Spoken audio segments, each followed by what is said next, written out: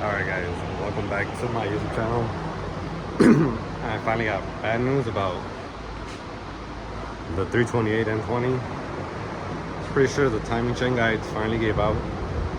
It was a good run for 198,000 miles. I'm happy it lasted that long. I did get an engine oil pressure light. That's why we're here doing this. But I did let it sit for like 2 weeks while I bought the parts, and I turned it back on right now and the light's gone. But I'm still gonna do the timing chain guide because I'm pretty sure that's what was clogging up the pickup tube and making it cause oil pressure light. So yeah, this is not gonna be a full in-depth video, but I'm just gonna record bits and parts of it.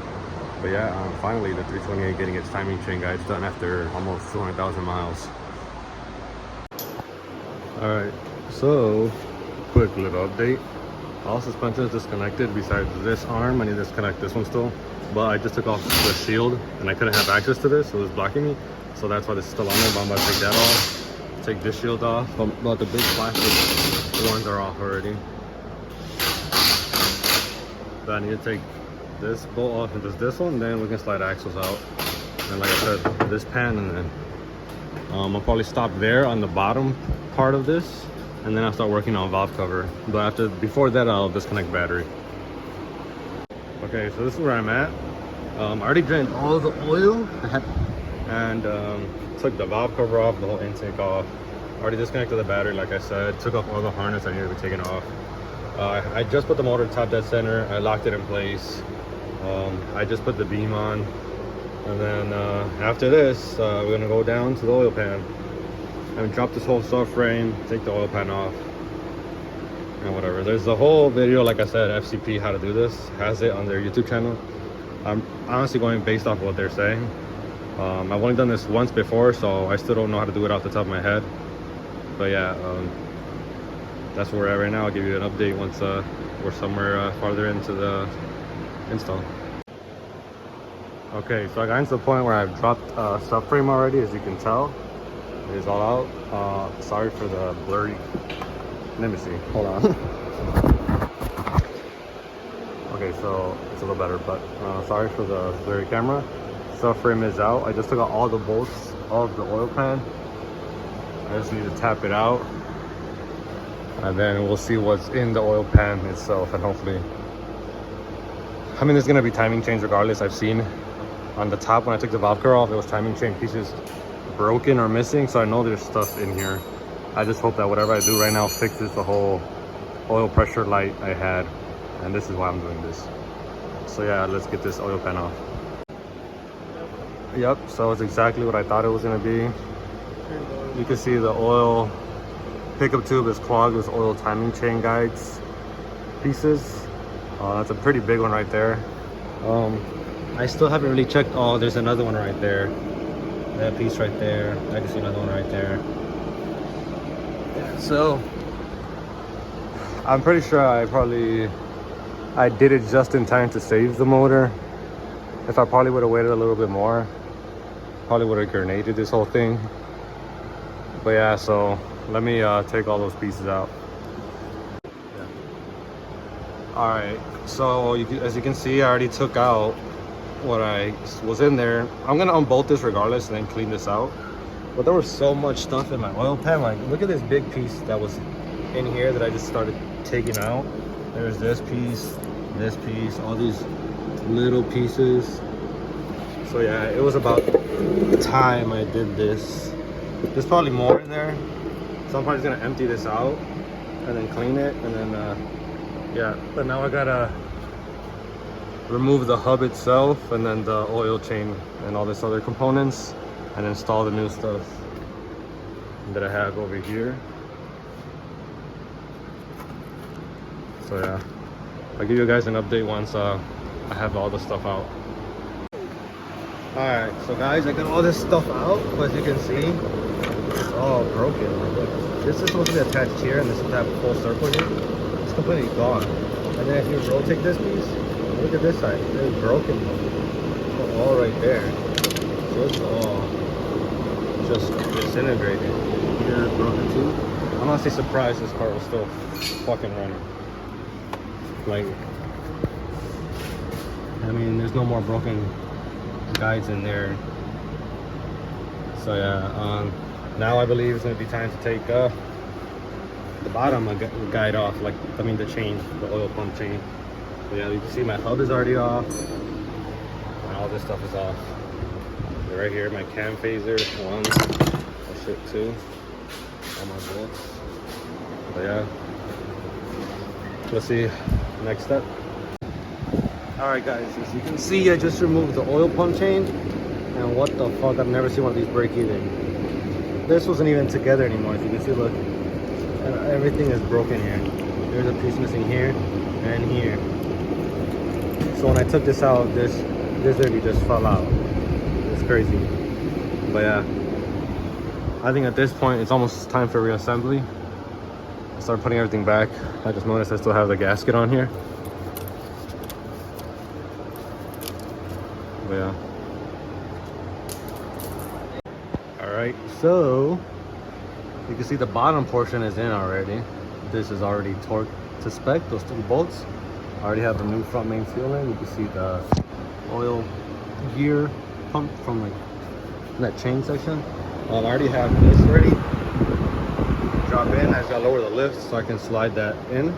And that's basically it. And then that's all set. Sorry, once I tighten all that, reassembly of this whole goddamn car. Still gotta clean that and then put that back up. So yeah. Alright guys, so we're pretty good. We're probably more than halfway already on this install. All this is installed, torqued down. A new crank bolt is installed, torqued down. The new upper timing chains in and torqued down, and guides. So yeah, all this is done down here. I'm just gonna lower it now and then torque down these little hole covers. You see these where the little pins that hold the timing chain right here. There. There's three. I need to put the three covers on them. Torque those down, and I think oil pan can get ready to go back on. All right. So I just timed the motor. What I did to double check that I made sure that I timed it right, I put markings on like the little phaser here, the bolt, and on the guide, and they lined up after I double checked. Same with the flywheel and the trans. I did a line, everything lined up. I did the same thing with up there. I'll show you right now. But yeah, so I timed the whole motor, everything comes out good. Now it's just all about putting everything back together, like the oil pan, the front differential, and then the subframe. And this car's basically done, and then just fill it up with fluids and it should run good. So as you can see, I marked the phasers here also to line up with the cams. I mean the camshaft sensors, and they all lined up again. This is top dead center. I already put the cam tools like these to double check my work, and everything lined up perfectly as how I initially had it. All I gotta do is also take that out and put the actual 10 tensioner. But I'm gonna pause here. I'm gonna pick this up another day because it's pretty late and I'm gonna dip already. But yeah, that's pretty much it. I'll pick the next clip. It'll be super fast for you guys, so it looked like I never left. All right guys, so I'm back working on the 328. So I already did all the timing. I'm pretty sure I mentioned that in the last clip. I already put the tensioner in, as you can see right there. And I put the wastegate back on, so I had to take it out, take that tensioner out. But yeah, wastegate's back on, everything's tight right there. Now it's all about putting subframe on. And then once I put the subframe, I can finally take the bar off. But yeah, right now I'm gonna go do oil pan and then subframe. All right, so oil pan is finally on, so it's the front diff. Probably not gonna go ahead and connect this trans line right here that's bolted on right there. After I bolt it on right there, I'm gonna connect the drive shaft that connects the transfer case to the front diff. All right, so the whole subframe is back in and bolted on. Steering shaft is even back in, as you can see right there. Yeah, drive shaft, the front drive shaft is in, diff is in. The suspension is the only thing I'm probably missing that you can say is from down here. But I'm probably gonna do valve cover first and leave suspension for last. So yeah, I'm probably gonna lower the car, do valve cover, the suspension, but then all the stupid shields. Before I do the shields, I'll probably turn the car on, make sure everything's good. And then yeah, it's pretty much done. Valve cover is in with new gaskets. So new valve cover gasket, new gasket right here under. It's also It's also part of the valve cover, new gasket for the high pressure fuel pump, and I put that new gasket right there. You can tell it right here. So this is part of, these two are the 3 valve cover. That's that one little cover gasket, which is this one, and then this one, where's the other one? I know I just had it here just to show you guys that I actually replaced it. Oh, right here. See, that one's right there. So all those gaskets are new. Right now I'm going to install the vacuum pump that goes to the rear of the motor. You guys can take the valve cover off. This annoying little guy. Install that. Once I install that, probably high pressure, whatever, all the accessories for the valve cover itself, then that should be done. Then I'll install the intake harness, and I'll probably start it without suspension, I guess, or I don't know, I'll see. I might just finish it completely without just the bottom covers of the car and start it like that. All right, guys, so the car is basically done. I'm just gonna bleed the coolant real quick.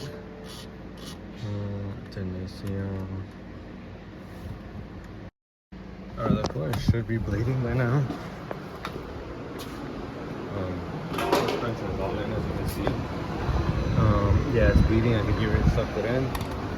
New axle nuts, because you had to replace those either way. I was trying not to be honest, but mine got almost stripped and destroyed, so I was like, dude, I need to replace it regardless. So yeah, I put new axle nuts, new coolant, new engine oil. There is even diff oil. I put some in there because some did leak out, so I just put that. Nothing crazy, no fancy brand or anything like that. But yeah, everything in, connected, batteries in, all that stuff.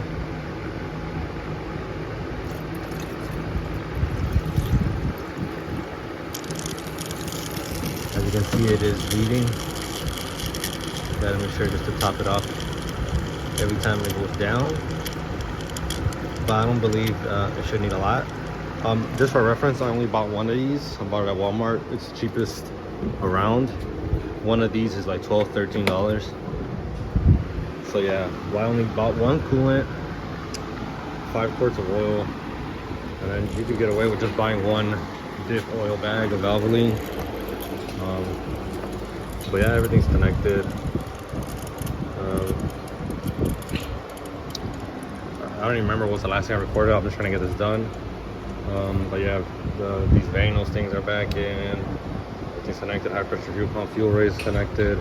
Suspension, literally the only thing missing, like I said, that I know for sure in the last clips, there was like the covers, fender liners, and all the stuff down there. But besides that, all the parts that are necessary to start the car are on. So I'm probably gonna do that in a bit. Just gonna let this bleed. As you can see, some of that, this needs a little bit more. So I'm gonna pour some more. And then once I'm gonna start it, I'll start recording again. All right, so I'm probably gonna go ahead and start this already. Just cycle this ignition again. That's something seeing this thing for once. It is all for nothing.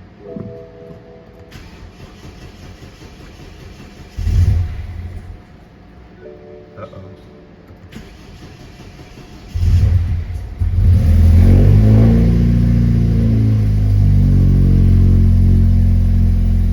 So far so good. Pretty sure that rattle is a wastegate. My fucking wastegate blade is also loose. If I grab it, it'll go away.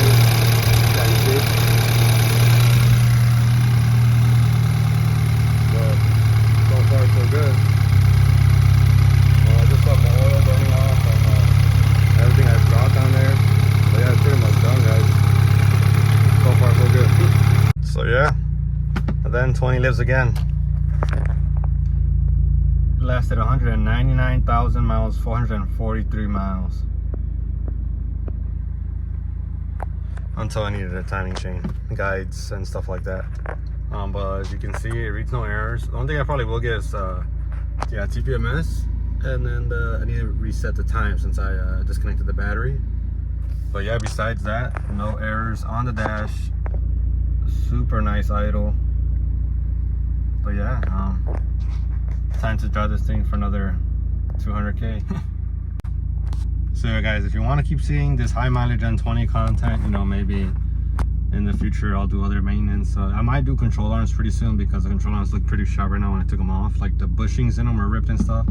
But yeah, if you want to see how reliable this things can be, I guess it is pretty reliable besides the timing chain guide thing, I guess. Like I said, so like I never thought this car would need the timing chain guides.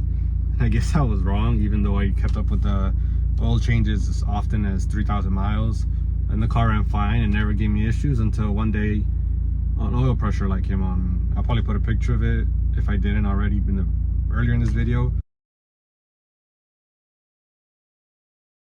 But yeah, just do your timing chain guides, I guess, if you have a 2012 to 14, 15, I believe is when they had the issues. After that, they had the newer guides in them. But yeah, just do one for safety, because you could get lucky like me where the motor didn't lock itself up, you know, it was catastrophic failure. It was actually just reading low oil pressure because of the guides blocking the pickup tube and for me getting oil. But I got lucky. The 200,000 mile N20 is gonna live. But yeah, like I said, if you want more content, subscribe, keep up with the channel. So yeah, I'll see you guys in the next one.